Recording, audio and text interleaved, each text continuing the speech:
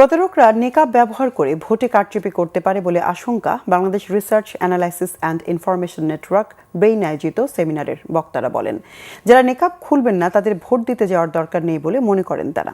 কেন্দ্র দখল, ballot seal জালিয়াতি, পেশি শক্তির মাধ্যমে নির্বাচনে ভোট কারচুপি হতে পারে বলেও মনে করেন বক্তারা।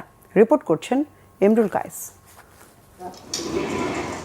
ভোট কারচুপি রোধে নাগরিক সচেতনতা নিয়ে রাজধানীতে সেমিনার আয়োজন করে Bangladesh research analysis and information network. এতে বক্তারা বলেন, জুলাই গণঅভ্যুত্থানের পর বিভিন্ন ক্ষেত্রে সংস্কার হলেও সুষ্ঠু ভোট হওয়া নিয়ে এখনও শঙ্কা রয়েছে। ভোটের আগেই একটি গোষ্ঠী হুমকি ধামকি দেয়া থেকে শুরু করে নানাভাবে ভয়ভীতি দেখানোর চেষ্টা করছে বলে অভিযোগ তাদের। এমনকি ধর্মকেও নানাভাবে ভোটের মাঠে টেনে আনা হচ্ছে বলে মন্তব্য করেন তারা। ভোট কারচুপি বিষয়ে এখনই সবাইকে সচেতন হওয়ার পরামর্শ দেন বক্তারা। অত্যন্ত গভীর ধর্মীয় অনুভূতি থেকে নেকাব করছেন, আর তার কিছুটা অস্বস্তি হওয়ার পরও এর ধর্মীয় অনুভূতি এবং এই আবেগের মূল্য আমরা বুঝি। কিন্তু কেউ যদি প্রতারণা করতে চান, তিনি এটা ব্যবহার করেন, প্রতারকরা ব্যবহার করেন। সিরিয়াসলি মনে করি এবার নেকাব নিয়ে এই সংকট তৈরি হতে যাচ্ছে। হজে গিয়ে যখন তিনি নেকাব একটা সময় অন্তত খুলছেন, তো সে এই প্রবণতা তো আছে, সুতরাং এখানে তাদেরকে এটা করতে হবে। ধর্মগুরুরা যারা আছেন, যারা আলেমরা আছেন, তারা এই ব্যাপারে এনকারেজ করবেন। আর কেউ যদি মনে করেন শেষ পর্যন্ত উনি এটা করবেন না, তাহলে আসলে তার ভোট দিতে না যাওয়া উচিত। এমন একটা পরিস্থিতি তৈরি হবে যে আপনি এখানে যিনি ভোটার তিনিও কিন্তু শঙ্কার মধ্যে আছেন।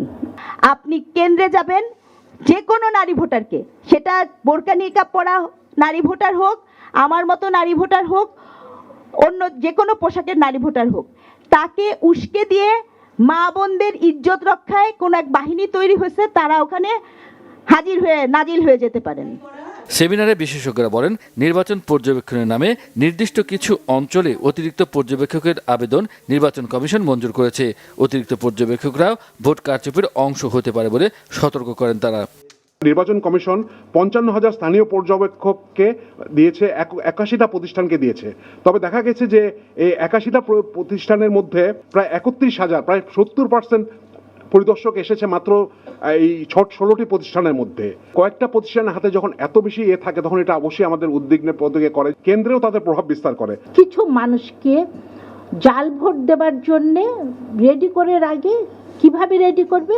যে ওখানে যে বুথে তার ভোট পড়বে, সেখানে সহকারী প্রিজাইডিং অফিসার এবং 2 জন পোলিং অফিসার, এই 3 জন মানুষকে যদি মোটামুটি তার পছন্দ বা তার মনা ঠিক করতে পারে, তাহলে ওখানে জাল ভোট দেওয়ানো সম্ভব হবে ওই প্রার্থীর জন্য। গণতন্ত্রের জন্য সুষ্ঠু ও শান্তিপূর্ণ নির্বাচন অপরিহার্য বলে মন্তব্য করেন বক্তারা। ইমরুল কায়েস, বাংলাভিশন, ঢাকা।